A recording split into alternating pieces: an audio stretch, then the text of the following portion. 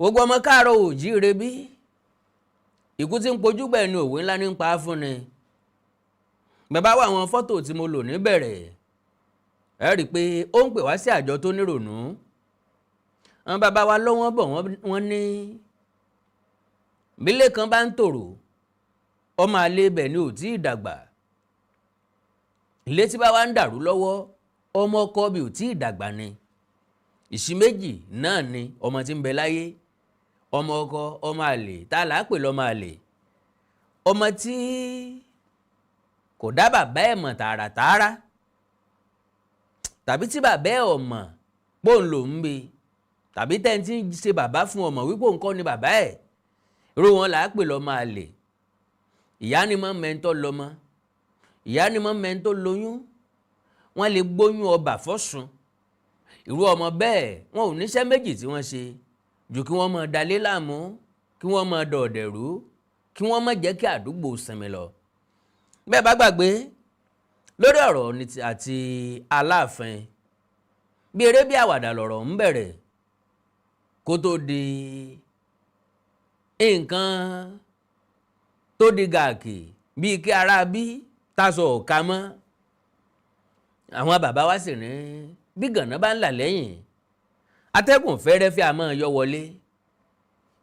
àkùkọ wa ló fogbe tó dùn fún kọ̀lọ̀kọ̀lọ̀. àìnítẹríba, àìgbà fúnra ẹni, èmi òjò ìwọ òjò mi la fi bára wa pòsíṣàn tá a bára wa yìí. àwọn ọmọ kan wá ń bẹ lórí ìtàkùn ayélujára. àwọn eléyìí ọmọ ìrọ̀lẹ́ ayé ni wọn ò kọ́ kílẹ̀ oṣù láyélà. èdè nípa wa tá à ń sọ̀rọ̀ yìí wọ́n nígbàgbọ́ pé ibú là ń bú. kò sí nínú wa tó fọ̀n pọ̀ rí ọba kankan bíi tí wò kó rí bó ti wò kínú bí wa tó. a sì ní bá a ṣe ń sẹ́nu po lórí ọ̀rọ̀ kan. now àwòrán tí mo wo tá a wo dákun bá ń fa àwòrán yẹn síbẹ̀ padà. àwòrán tá a jọ wò yìí ẹ̀yin náà ẹ wo nǹkan. Ọọ̀ni àtàláàfin ni wọ́n Ọọ̀ni lélẹ́yìí ni wọ́n ṣe báyìí. ṣé lèyí náà buyì kọ́mọ káàárọ̀ oòjíire bí Aláàfin ni wọ́n ṣe báyìí irrespective bí tí wò kí nǹkan orí lójú tàbí lọ́kàn ẹni. ẹnikẹ́ni tó dánrú èyí wò kò fẹ́ra rẹ̀ hàn gẹ́gẹ́ bí alálùbáríkà ọmọ. àtàwọn tó ṣe tọ̀ọ̀ni àtàwọn tó Aláàfin ni wọ́n sọdọ̀ ọmọdé yìí. àtàwọn tó ṣe tọ̀ọ̀ni àtàwọn tó ṣe tAláàfin. wọn ò yàtọ̀ sọ́mọ tó bú ìyá tàbí bàbá ẹ̀ lẹ́yìn. kò sí alágbàpọ́n kan tó bá rí nǹkan kọ sílẹ̀ yìí. wọ́n ní ọba Òwò Adé ń dọ́gbọ́n wo fóònù Ṣọ̀ún Ògbómọ̀ṣọ́ ọba Ghandi. now gbogbo àwọn nǹkan wọ̀nyí ló ní ìwọ̀ntún ìwọ̀nsì. ìwọ̀ntún ìwọ̀nsì ó túmọ̀ sí pé ìwọ̀n ọ̀tún ni ìwọ̀n òsì. that is a balance nǹkan lórí scale. 50 ló wà ń bí 50 ló wà ń bí eléyìí tí ń bẹ ń bí ojú ti bí lọ. gbogbo nǹkan ló gbọ́dọ̀ moderate. gbogbo nǹkan ló ní sísọ, gbogbo orin ló ní kíkọ, gbogbo òlù ló ní lílù, gbogbo ojó ló ní jíjó. but unfortunately òye ilé ayé ò yá àwọn ọmọ wa nísìn. òye tó yé wọn òye bẹ́ńtìn ni. wọn mọ̀ wípé ẹni tó tara alẹ́ ẹ̀ lọ́pọ̀ kò ní ríra mọ́ bọ́ bá dọ̀ wọ́n gógó. ẹ̀já wo dáadáa ohun tí àwa ń ṣe ni ìtàn tó wọ́ là ń mọ́gún. ó túmọ̀ sí pé àwọn tí wọ́n ń parọ́ pẹ̀lú ìtàn ńlá ń gbìyànjú láti jẹ́ kí wọ́n rí ìhà míì tí ìtàn kọ. àti pàápàá pé ẹni tó ní bí mo ṣe ń jáde o ẹni tó jẹ bàá mi lówó mọ̀ ń wá lọ o ó ṣeéṣe kó pàdé ẹni tí ìyá rẹ̀ jẹ lówó. ó túmọ̀ sí pé ilé ayé ò bára mu àti pé tó kọjú sẹ́nìkan kọ̀yìn sẹ́lòmíì. kò sẹ́ni tí ó sọ̀tàn pa alẹ́ káàárọ̀ oòjíire tí ó fọwọ́ ẹ̀ gbáyà. ìdí ni pé kò sẹ́nì kankan nu wá ń bẹ̀.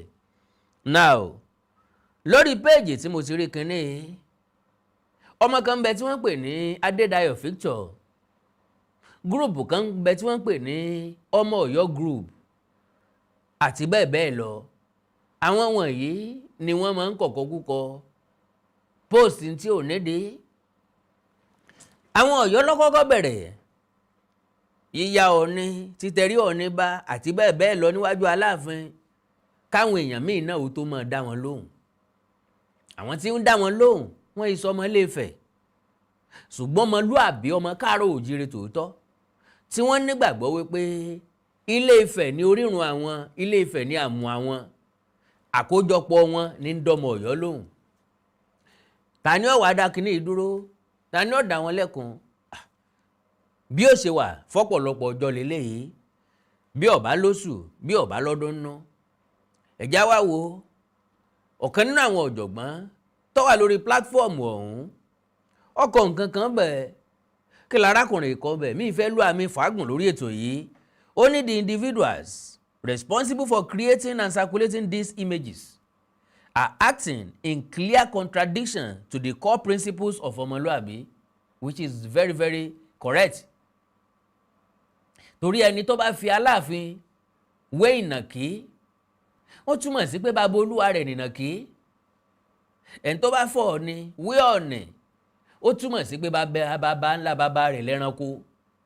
Àwọn ọba méjèèjì ò níjà kankan pẹ̀lú ra wọn, àpèrè àwọn méjèèjì ní ń jà, mo ti clear rẹ̀ sẹ́yìn.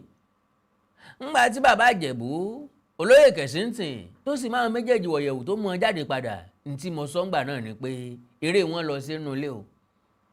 Torí pé ní tí wọ́n jọ bá wọn sọ́nù ilé, ibi tán ti sọ yẹn náà lọ mọ gẹ́gẹ́ bẹ́ẹ̀ náà sì ló ṣe rí.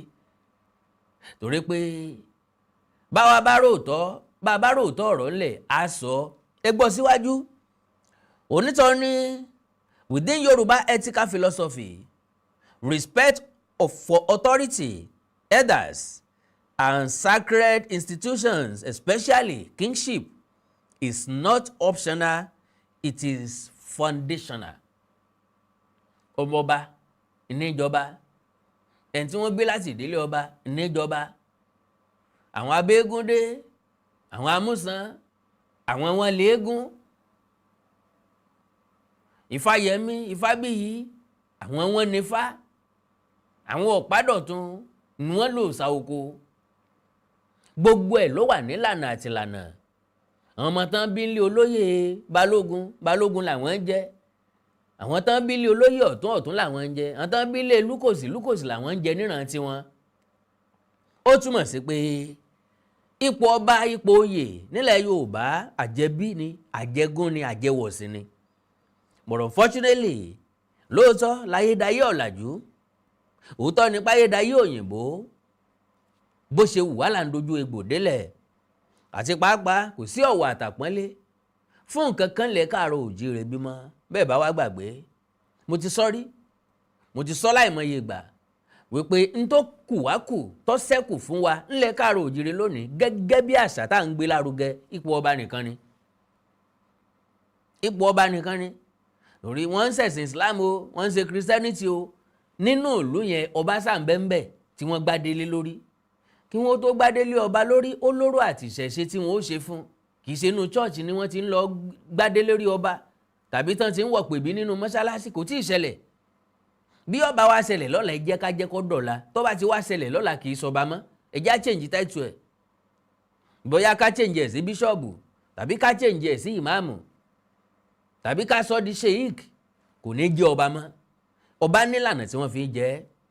So to depict a Yoruba king in a dehumanizing or mocking form, regardless of intent, is a profound violation of Yoruba cultural values.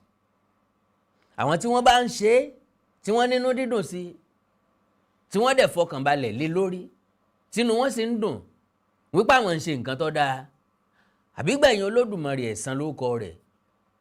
Kò sí bí ó ṣe ní dé bá kálukú. Torí wípé ọ̀pọ̀lọpọ̀ àwọn ọmọ tí wọ́n máa ń ṣe bẹ́ẹ̀ ni wọ́n máa ń jẹ́ ọmọ ọ̀sán. Nǹkan táwọn òbí wa bá fẹ́ sunrun wá ń gbà náà, alẹ́ ni wọ́n tó máa ń ṣe. Lóòótọ́ ńlá yìí ti dojú kejì tó lógè ní fọmọ rẹ̀ lọ́mú.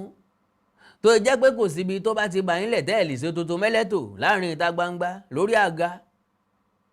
Ní gbàgede inú ilé ìjọsìn, wọ́n ń ṣe mọ́sálásí, ẹ̀yẹ já tanra wa. Kò síbi tí wọ́n ti ń ṣe nílé ìwé. Àti bẹ́ẹ̀ bẹ́ẹ̀ lọ. Gbogbo àwọn wọ̀nyí ló jẹ́ ká máa bímọ tí ò ní tìjú. Àwọn ọmọ tí wọn ò ríra wọn gẹ́gẹ́ bí ọmọlúàbí mọ́. àwọn ọmọ tí wọ́n sunrun ẹ̀ lálẹ́ ńlá wa máa ń ní tìjú. now tẹ bá wá worú àwọn ọmọ bẹ́ẹ̀ ẹ ti rí i pé ọmọ ọ̀sán ni wọ́n, ọmọ tí wọ́n bí lọ́sàn-án ni, ọmọ tán sunrun ẹ̀ lọ́sàn-án, ìtìjú kọ́bọ̀ ò sí lójú wọn, ìbẹ̀rù kọ́bọ̀ ò sì sí lọ́kàn wọn. So historically, even during periods of intense political rivalry or inter-kingdom conflict, Yoruba societies maintain strict symbolic respect for the institution of Ọba kingship.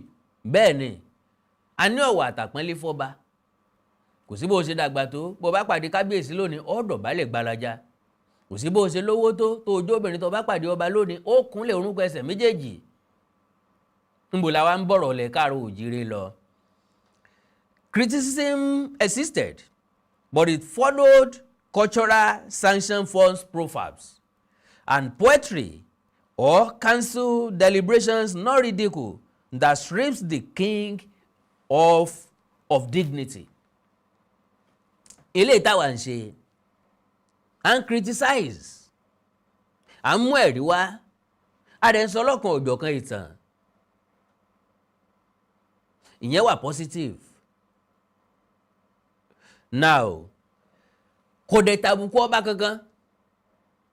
Ọ̀dà o, báyìí lọ́yọ̀ ṣe rìn o, nbí wọ́n kọ́ tẹ̀dó síre o, lẹ́yìn ẹ̀ wọ́n tẹ̀dó bí o, lẹ́yìn ẹ̀ wọ́n lọ bí o, ìrìn àjò tán rìn lọ síbi lélẹ̀. Ìtàn lélẹ́yìn. A lè criticize ọba. Kí ló dé tí lágbájá ń ṣe báyìí? Kí ló dé tí tàmẹ̀dùn òdìdé kí tí làkàṣègbè? Kí ló dé tí dòòlà ń wo lámọrin bí ẹni pọ́lọ̀ nǹkan lọ́dà? Criticism ni wọ́n ń pè yẹn. Eléyìí kì í ṣe ébú. Ó dìgbà tá a bá sọ pé ẹ̀rí wájú ẹ̀ pọ́n gbá bí wájú kinní kan, ẹ̀rẹ́nu ẹ̀ bí kinní kan, ẹ̀rẹ́sẹ̀ rẹ̀ bí kinní kan, ẹ̀rí bó ṣe wò bó ṣe sojú bí kinní kan, ìgbà náà ló tó dé ibú. Tẹ́ bá wà wò dáadáa lórí ìtàkùn ayélujára, àwọn ọmọ Ọ̀yọ́ tí wọ́n wá látọ̀yọ́ tàbí tí wọ́n rò pé àwọn ń gbèjà Ọ̀yọ́, àwọn ni mọ̀ ń sábà tètè ṣépè lórí social media, àwọn ni mọ̀ ń sábà tètè bébú lórí social media, torí wípé ìtàn òféfọ̀ wọn tọ́rọ̀ bá ti wá ń dùn wọ́n, ìpè àti èébú làwọn fi ṣe tiwọn. Now, this raises an important concern. If such imaginary can be produced by insiders, what boundaries remain when outsiders engage with Yoruba history and symbols? Alábàjọ, táwọn ọmọ Yíbò fi ń sọ̀tàn ran Yorùbá, táwọn fi sọ pé gbogbo ibi tẹ́ ń pè léjìgbò, wọ́n ní èjì Ùgbò, ilẹ̀ Ùgbò ni, gbogbo ibi tí gbògbògbò bá ti wà, wọ́n láwọn làwọn ní, tẹ́rí bí ẹ bá lè ayé ara yín dé. Now, the danger is not merely insult, but the gradual erosion of shared cultural ethics that once governed disagreement and historical memory. Kò sí bó ti wò ká bára wa jà tó àbí ká sọ̀rọ̀ tó, àwọn nǹkan kan ń bẹ tó so wá papọ̀. Kò sí bẹ́ẹ̀ ṣe sọ̀tàn Ọ̀yọ́ tẹ́ yọ ti Ilé Ifẹ̀ kúrò, torí kò sí bẹ́ẹ̀ ṣe sọ̀tàn Ọ̀yọ́ tẹ́ ní rántí Ọ̀rànmíyàn, kò sí bẹ́ẹ̀ ṣe fẹ́ sọ. Bẹ́ẹ̀ bá ti sọ̀rọ̀ ń pa Ọ̀rànmíyàn ti sọ̀rọ̀ ń pa Ilé Ifẹ̀. Kò sí bí Ìbàdàn ṣe sọ̀rọ̀ tí wọn ò ní rántí Lágelú. Ọ̀pọ̀lọpọ̀ ìlú ló trace ara wọn padà sí Ilé Ifẹ̀. These races, okay, at this point, it is necessary for the custodians of these two royal institutions to publicly address their people. Silence can be misinterpreted as consent. Ìdélẹ́yìn túmọ̀ sí ni pé àwọn bàbá wa méjèèjì wọ́n gbọ́dọ̀ jáde síta gbangba pé tó gbogbo àwọn ọmọ tí wọ́n ń ṣe léyìí o, àwọn ò nínú dídùn sí, àwọn ò sì lọ́wọ́ sí, àwọn ò sì rán kankan nù wọn láti máa ṣe gbogbo nǹkan tó ń ṣe o, pé dídákẹ́ wọn ṣe ló dàbí ẹni pé ń tán rán wọn ni wọ́n ń ṣe. Clear guidance should be given to discourage the circulation of materials that deepen division, misrepresent history, or portray Yoruba identity as internal, hostile, and unserious. Ultimately, this is not about defending any single kingdom over another. It is about preserving the collective dignity of the Yoruba people and resisting narratives whether internal or external, that fracture our shared heritage. If care is not taken, èdè, àṣà, gbogbo àwọn nǹkan tá a lájogún bá yóò parun, kò ní nítumọ̀. Bẹ́ẹ̀ bá wo social media lẹ́nujọ́ mẹ́ta yìí, ẹ rí i pé wọ́n ti ń firò nínú Facebook. Àwọn tó ń ṣe àwọn ẹlẹ́sìn mẹ́rin lélẹ́yìí tó ń tàbùkù bá ń tà pè níṣẹ̀ṣe ńlẹ̀ káàrọ̀ òjíire, ń tà pè níṣẹ̀ṣe nìkan làṣírí tìran Yorùbá ní. Ọ̀dà o, ọ̀rọ̀ ògbòde ní yàgò báyìí o, kí ẹnikẹ́ni ọmọ jáde kálukú ó tilẹ̀kùn mọ́rímọ́lé. Ọwọ́ àríìlì o, ó fèkì o, at least wọ́n ti observe ẹ̀ náà, wọ́n ti respect ẹ̀ náà. Gbogbo àwọn nǹkan wọ̀nyí ló fún ìran káàrọ̀ òjíire ní wéètì tẹ́lẹ̀, ń ló fún alágbára tẹ́lẹ̀, ń ló jẹ́ ká tóbi lójú àwọn ẹ̀yà tó kù. Ńgbà tá a bá ti wá báyé gbogbo ẹ̀jẹ̀ tán lórí social media, ojú wa ọjà, bójú ọ̀rọ̀, tágbàdo ògbó, ojú takọtabo ni ó ṣe. Ultimately, all right, it is about preserving the collective dignity of the Yoruba people and resisting narratives, whether internal or external, that fracture our shared heritage, a culture that mocks its own sacred symbols, weakens its ability to demand respect from the world. Lẹ́nu ọjọ́ mẹ́ta yìí, Ọ̀ọ̀ni tí Ilé-Ifẹ̀ wà lórílẹ̀‐èdè Brazil. Tẹ́ bá wo bí wọ́n ṣe ń worship Ọ̀ọ̀ni, possibly mo lè ṣètò lórí ẹ̀, ǹdẹ́ máa mú fídíò ẹ̀ wá sójú wòran yín. Lórí àwọn àwòrán tí mo ṣàfihàn rẹ̀, ọmọ wo ń ló máa ṣerú ẹ̀ tínú ẹ̀ ó dẹ̀ dùn tọkàn rẹ̀ ó dẹ̀ balẹ̀.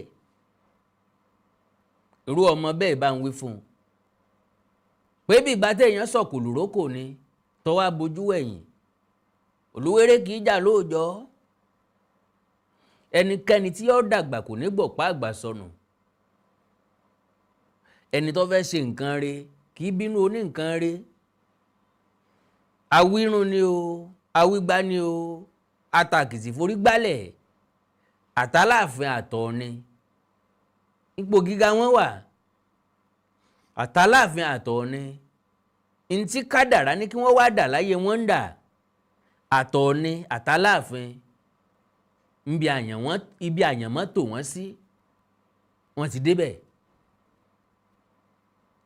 So, from my own side, àwọn nǹkan tẹ́mi ń ṣe kò wà malicious, fact and figure. And again, ìsọ̀rọ̀ ní gbèsè ní tọ̀dọ̀ mi, ìsúnkún sí ní gbètè gangan. Ní tí wọ́n bá sọ ni mò ń rí àtìlé lórí. Ó túmọ̀ sí pé bẹ́ni tí ń sọ̀rọ̀ bá sọ̀rọ̀ mọ́, kò sí tí mo fẹ́ rí àti sí. Báwọn tí ń bẹ lọ́yọ̀ọ́ ò bá sọ nǹkan kan mọ́, a jẹ́ pé àròní ti wá lẹ́nu oní kò ìsinmi ogun lílọ. Kò sí bí wọ́n ṣe sọ táà ní fún ọ lésì. Mo kí gbogbo ọmọ káàrọ̀ òjíire bí o. Ọ̀rọ̀ tá a wí dákun bá gbé picture yẹn sí again. Ọ̀rọ̀ tá a wí, àwòrán táwọn èèyàn wọ̀nyí ṣe ó kù púpọ̀ káàtó. Ẹ wo bọ́n ṣe sọ àwọn ọba aládé wa dà. Àgbà ọba méjì, olórí aládé gbogbo, Ọ̀ọ̀ni tí Ilé-Ifẹ̀, Jìgbìnìbí àti Àkún. Nǹkan pé ń Jìgbìnìbí àti Àkún náà rèé. Àkún ni bàbá wà sọ́rùn yìí, Jìgbìnìbí àti Àkún. Ẹ wo ohun tí wọ́n sọ. Aláàfin Ọ̀wọ́ Adédà, ẹlẹ́wù ẹ̀tù. Aboko létí Akínmọ̀rin, aboko létí abojú pa. Ẹ wo ohun tí wọ́n sọ Aláàfin Ọ̀wọ́ Adédà. Sẹ́yìn ọmọ wọn yìí sì fẹ́ dàgbà. Ọ̀dà o, Ọlọ́run ó ṣe kálukú dáadáa. Àkàndá ọ̀rọ̀ Awikonko, àjáwó àrọ̀ Awikonko aṣọ lójú ọlọ́rọ̀.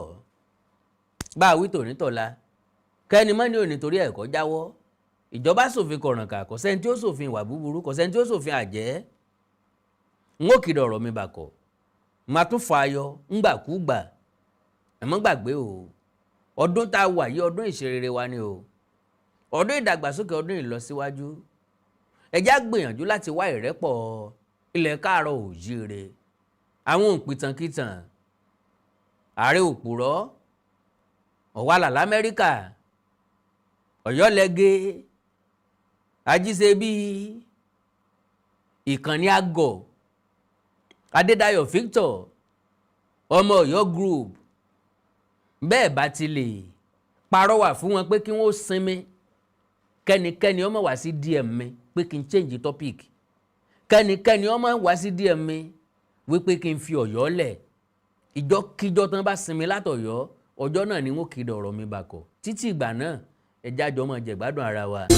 ètò kan tó tèmi létí ètò olómi ọgbọ́n ni ọmọ òye nìkan ẹ̀wà kan fìdí ilé àbíkẹ́ fìdí lẹ́kan kálẹ̀ rẹ̀ kọ́kọ́ lórí ètò yóò. lórí ètò olùsọ̀rọ̀ olómi ọgbọ́n.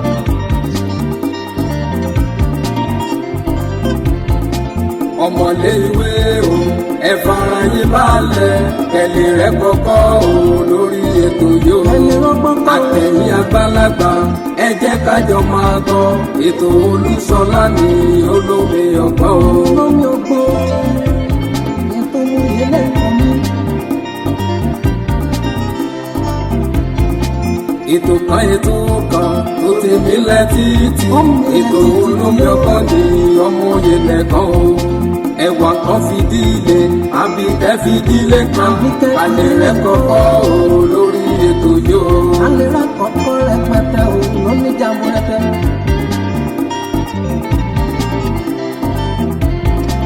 àtẹ̀yìn àgbàlagbà ẹ jẹ́ kájọ máa gbọ́ ètò Olúṣọlá ní olómi ọgbọ́n.